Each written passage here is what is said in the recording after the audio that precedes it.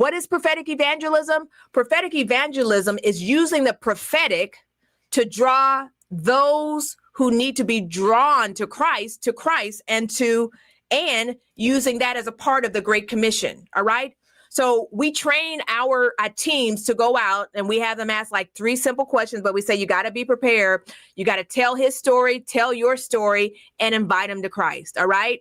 But along the way, before you tell his story, before you tell your story, and before you invite them to Christ, the top thing that you're going to do is called prophetic evangelism. All right. And prophetic evangelism combines the prophetic and evangelism. So I may run into you at a gas station.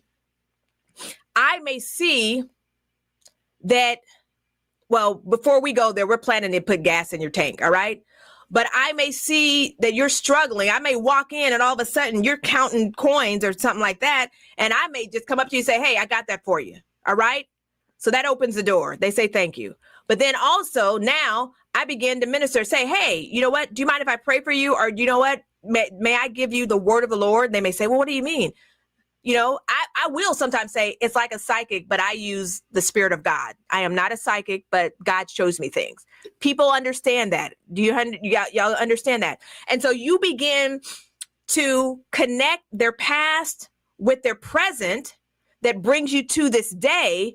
And then because you have filled a natural need, they need gas, they need food or something like that. Sometimes people are just in a bind. Are you hearing me?